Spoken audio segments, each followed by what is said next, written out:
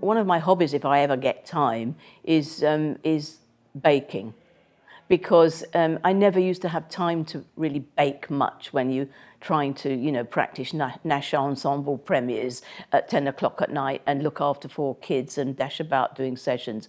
I used to not be able to have time to bake cakes. And so about 10 years ago, I decided I would give myself a challenge and see if I could do it.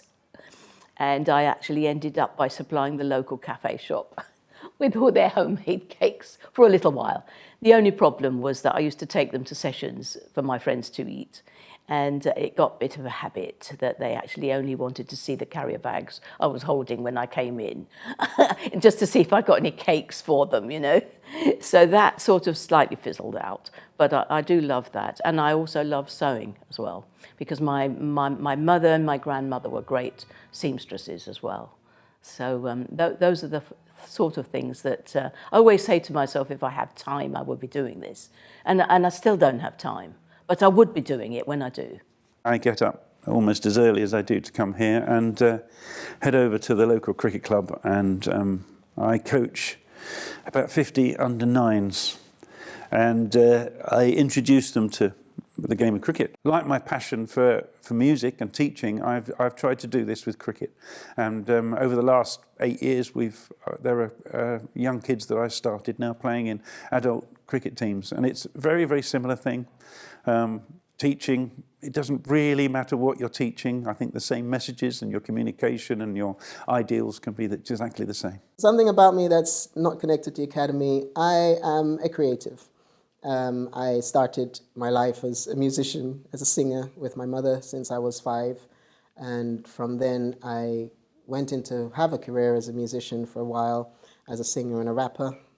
Nothing to do with the academy at all, no formal training, so I can't read music, but I also did some filming and some modeling at one point, so I tried to stay around the creative side of things, and working in the academy here keeps me close to music, even though I'm not producing it myself. So it always comes back to the academy. I'm playing the violin tomorrow. I'm playing at my son's school. I'm going to be playing Pirates of the Caribbean and How to Train Your Dragon. And I think I'll be doing some practice late tonight.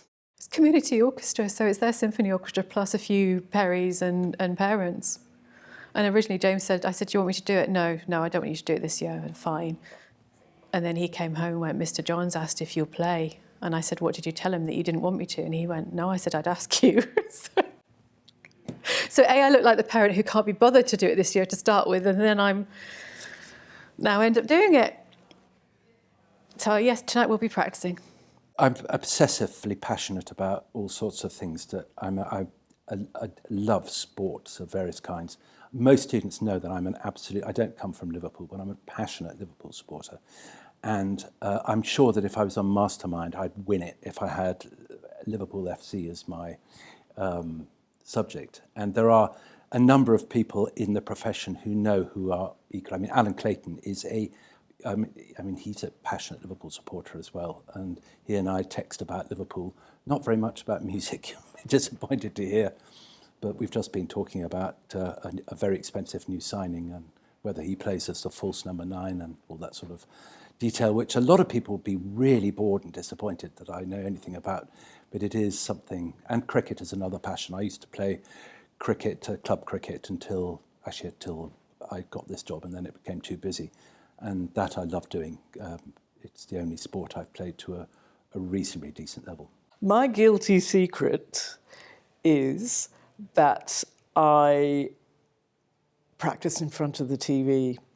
And this is music related. I also practice not in front of the TV, I should say, and I also practice in front of a laptop sometimes.